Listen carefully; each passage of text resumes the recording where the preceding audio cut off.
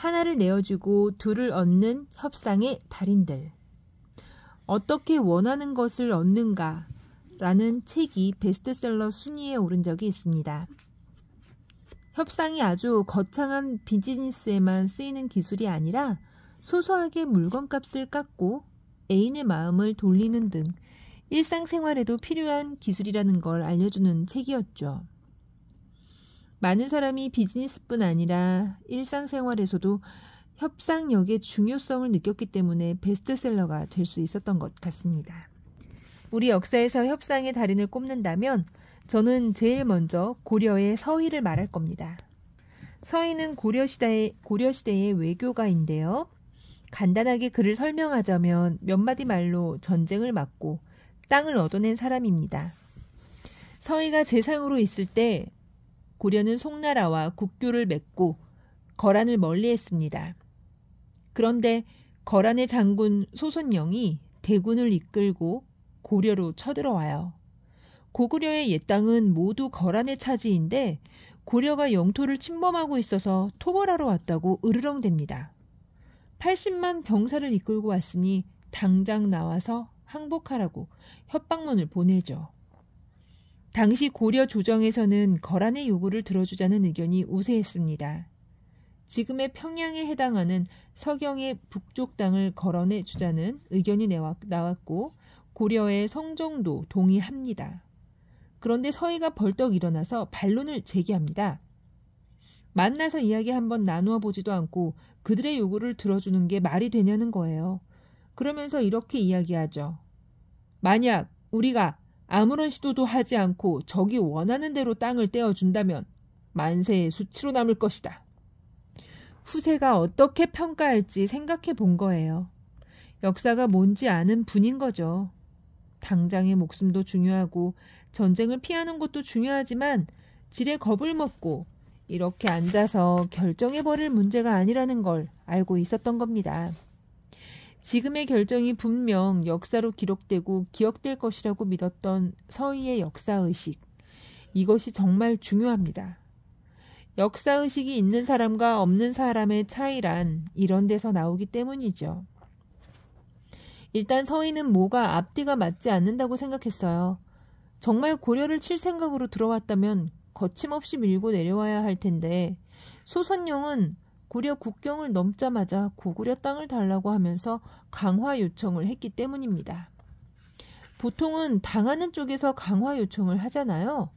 먼저 공격한 사람이 우리 그만하고 화해하자 하지는 않거든요. 게다가 대군을 끌고 왔다고 큰 소리를 떵떵 쳐놓고 강화를 맺자고 하니까 더 이상했던 거죠.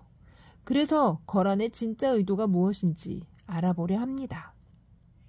땅을 돌려받는 게 목적은 아닐 거라고 예상한 겁니다. 소선영을 만나보니 역시 분위기가 묘했어요. 고구려 땅을 달라고 하긴 합니다. 너희는 신라를 계승한 나라니까 고구려 땅은 우리 것이다. 이렇게 주장하죠. 아니다. 우리야말로 고구려를 계승한 나라다. 나라 이름도 고려라고 하지 않았느냐? 서희도 이렇게 반박해요. 그런데 사실 이건 탐색전이에요. 대화의 핵심은 이게 아닙니다. 고구려 계승이니 신라 계승이니 하는 건 중요한 게 아닌 거예요. 서로가 어떤 패를 가지고 있는지 알아보는 과정일 뿐입니다. 외교를 할 때 가장 중요한 자세는 패를 보여주지 않는 것입니다. 쉽게 속내를 드러내지 않는 거죠. 일례로 한반도에 사드를 배치하느냐 마느냐로 시끄러웠을 때 우리 정부는 긍정도 부정도 하지 않았어요. 중국은 사드에 굉장히 민감하게 반응했습니다. 사드 배치의 목적이 북한이라고는 하지만 중국의 위협이 된다는 것이죠. 이명박 정부까지는 긍정도 부정도 하지 않는 NCND 입장을 고수했습니다. 이목을 끌지 않도록 절제된 대응을 하는 로키 기조를 유지했죠. 그런데 다음 정부는 곧바로 속내를 드러냈어요. 사드를 배치한다고 해버렸습니다. 사드 배치라는 패를 숨기고 있어야 미국과 중국 사이에서 영향력을 확보할 수 있는데 패를 보여줬으니 그 판에서는 힘을 잃은 거나 마찬가지였죠. 서로 패를 뒤집더라도 이후 전개될 양상을 정확하게 파악하고 대책을 세웠어야 하는데 그래 보이지도 않았습니다. 결국 사드 배치를 선언한 순간 중국과 마찰이 생겼습니다. 중국이 좋고 싫고를 떠나서 외교 문제를 그렇게 풀어가서는 절대로 유리한 위치에서 관계를 이어갈 수 없습니다. 서희와 소손영은 자기의 패는 보여주지 않고 상대의 패를 잇기 위해 촉각을 곤두세웁니다. 서희는 거란군이 전쟁을 하고 싶은 게 아니라 빨리 돌아가고 싶어 한다는 인상을 받았습니다. 싸울 의도로 대군을 끌고 왔으면 얼른 공격해야 하는데 땅을 돌려달라고만 하잖아요. 그러면서 왜 가까운 거란하고는 교류하지 않고 송나라랑 친하게 지내느냐고 슬쩍 진짜 패를 드러납니다. 옳다 이거였구나. 서희는 소손영의 속내를 정확히 간파합니다. 거란이 정말 싸워야 하는 나라는 송나라예요. 당을 이어 중원에 들어선 송나라를 정복해야 하는데 거란 입장에서는 송나라와 고려가 친한 게 문제였어요. 군사를 모아 송나라에 쳐들어가면 후방이 비어버립니다. 이때 고려가 후방을 칠까봐 염려되었던 거죠. 거란의 패를 읽은 서희는 탐색전을 끝내고 먼저 제안합니다. 우리도 너희랑 친하게 지낼 수 있어. 그런데 고려와 거란 사이에 여진족이 있잖아? 그 지역을 여진족이 다스리고 있어서 교류가 힘들어. 여진족을 몰아내고 우리가 그 땅을 관리할 수 있게만 해주면 얼마든지 거란으로 가서 왕에게 인사를 드릴 수 있어. 어떻습니까? 저는 서희의 협상력에 무릎을 쳤습니다. 고려와 거란의 문제라고 생각했는데 뜬금없이 제3자인 여진을 끌고 들어와서 완전히 새로운 프레임을 만들어버린 겁니다. 대단하지 않나요? 소손영은 바로 넘어옵니다. 정말 그렇게 해줄 거야? 이에 서희가 걱정하지 말라며 긍정을 합니다. 이 회담으로 고려는 압록강 동쪽에 강동 6주를 얻게 됩니다. 거란의 땅을 줘야 하는 상황이었는데 오히려 거란한테서 땅을 받아온 거예요. 그럼 거란은 손해를 본 걸까요? 아닙니다. 거란이 목표로 하는 건 송나라예요. 그 어마어마한 땅에 비하면 고려에 주기로 한 강동 6주는 콩할 만한 땅입니다. 그건 손해가 아니라 투자예요. 고려의 후방을 공격당할 걱정 없이 송나라를 총 공격하기 위한 투자였습니다. 이 회담에서 진 사람은 없습니다. 고려도 거란도 이긴 겁니다. 협상이란 이처럼 서로가 윈윈할 수 있는 조건을 찾는 일입니다. 다짜고짜 들이밀면서 내가 원하는 것을 달라고 떼를 써서도 안 되고 협상 테이블을 앉기도 전에 겁을 먹고 손 놓고 있어서도 안 돼요. 섬세한 감각을 발휘해서 상대의 패를 읽으며 상대가 왜 이런 이야기를 하는지, 상대의 진짜 속내는 무엇인지를 알아차려 양쪽 모두 납득할 수 있을 만한 제안을 해야 합니다. 서희는 이런 외교의 본질을 정확히 알고 있었습니다. 거란이 투자 차원으로 받아들일 수 있는 수준을 잘 파악하고 딱 그만큼만 제안한 것이죠. 저는 서희를 볼 때마다 바로 이것이 외교의 정석이다, 아트 외교다 라는 말이 절로 나옵니다. 외교부가 우리 외교부를 빛낸 인물로 서희를 선정한 것도 너무나 당연한 처사인 거죠.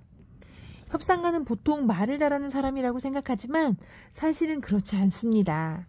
협상가에게 중요한 건 훌륭한 말솜씨보다 정확한 눈이죠. 여기에서 정확한 눈이란 정세를 파악할 줄 아는 통찰력과 상대의 의중을 감지하는 관찰력을 말합니다. 근래에 서희의 뒤를 잇는 우리 시대의 서희를 발견했는데요. 바로 후쿠시마산 수산물 수입 금지 조치를 둘러싼 한일 무역 분쟁에서입니다. 우리 정부는 2011년 일본 후쿠시마에서 발생한 원전 사고 이후 후쿠시마를 포함해 인근 8개 현의 수산물 50종에 대한 수입을 금지하는 조처를 내렸다가 2013년 원전 오염수가 바다로 유출되었다는 사실이 알려지자 수입 금지 대상을 모든 수산물로 확대했습니다. 분쟁은 일본 정부가 이 조처가 부당하다고 주장하며 세계무역기구 WTO에 한국 정부를 제소하면서 시작되었습니다. WTO는 1심에서 일본 정부의 손을 들어주었는데요. 놀랍게도 2심에서 1심의 결과를 뒤집었습니다. WTO에서 거의 유례가 없는 대역전극이 나온 것이죠. 마침내 우리는 안심할 수 있을 때까지 원전 사고 앞바다에서 난 수산물을 먹지 않을 수 있게 된 것입니다. 이 기막힌 대역전극은 어떻게 탄생했을까요? 일본이 승리하고 우리가 패한 1심에서 일본은 후쿠시마 수산물의 방사성 물질 수치가 위의 기준치를 넘지 않았기 때문에 한국의 수산물 금지는 과도하다고 주장했습니다. WTO는 이 주장을 받아들였죠. 관련 부처의 실무진과 전문가로 구성된 우리나라 소송 대응단은 2심을 준비하면서 패배한 1심의 주장을 또다시 반복할 수 없다고 판단했습니다. 수산물의 유해성에 초점을 맞추는 대신 다른 프레임을 준비하기로 합니다. 바로 특수성입니다. 한국은 일본과 가장 인접한 국가이며 원전 사고라는 특수 상황이 벌어진 만큼 환경이 식품에 미치는 잠재적 위험성을 고려해야 하는데 이를 배제한 1심 결정은 적절하지 않다는 논리를 준비했습니다. 일본은 1심과 다를 게 없는 주장을 들고 나왔죠. 결과는 여러분이 아시는 대로입니다. WTO는 우리의 손을 들어주었습니다. 감동적이지 않나요? 서희 선생이 이 모습을 본다면 얼마나 흐뭇해했을까요?